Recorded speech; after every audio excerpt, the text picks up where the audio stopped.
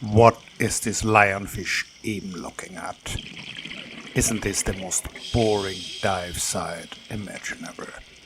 Sand and just sand. Well, not quite. Look at the stingray. Pretty cool. I slowed this down so that you can see how it escapes. And there's more. How's it going, everybody? This is Trinchesia yamasui, which is a really rare nudibranch. So what's a nudibranch? It's a sea slug.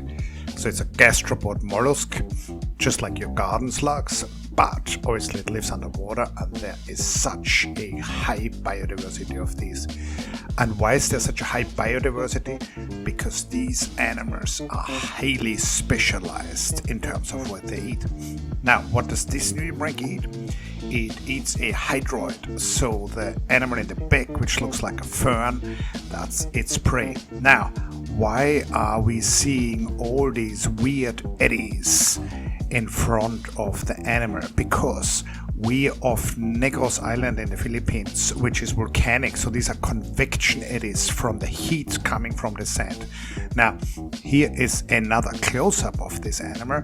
So it's feeding on this hydroid. What's a hydroid? Essentially very close to a jellyfish living on the ground, not free swimming, but stalked, and it has almost completely eaten off all the branches of this hydroid. Here there are a few left still, and this nudibranch is having a feast.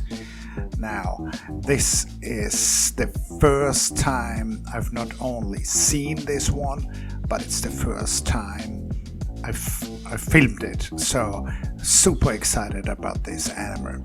Now, what kind of nudibranch is this?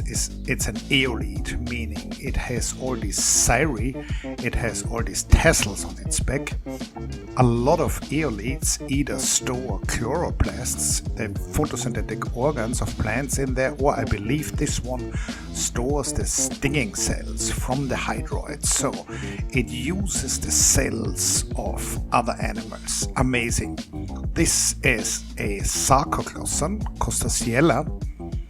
This animal is sometimes called Shaun the sheep because it looks a little bit like that sheep from that claymation cartoon.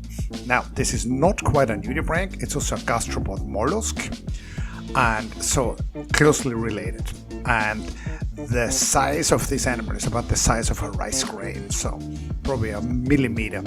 It's a testament to the TG6, which is a great camera for filming small organisms, that I could capture this at this level of detail. Now, these ones almost exclusively live on the semicircular seaweeds, which you see very often in the sand.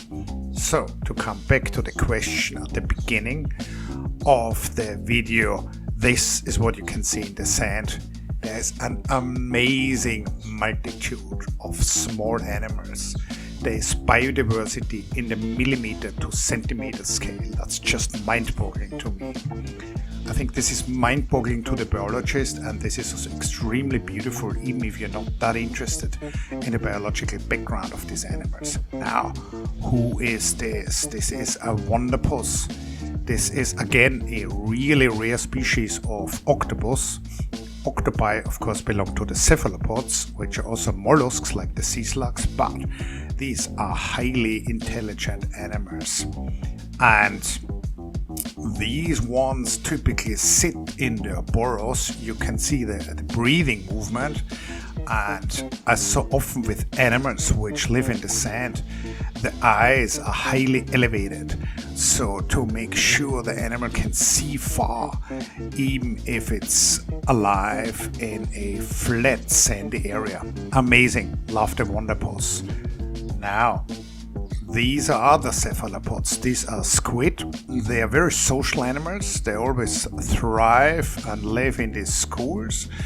And they're actually pretty hard to film because they're very quick and they're very observant. They have big eyes.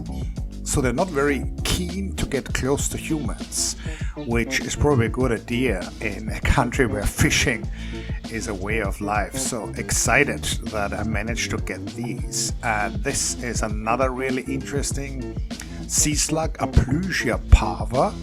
So this is a sea hare. And so it's not a nudibranch, but another group of gastropod mollusks, the sea hares.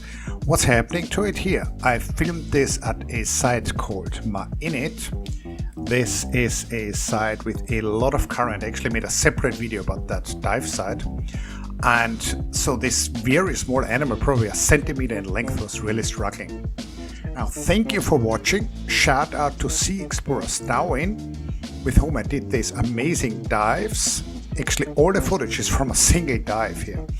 And thank you also for leaving comments, liking and subscribing to the channel. If you directly want to support my work, my PayPal is in the description.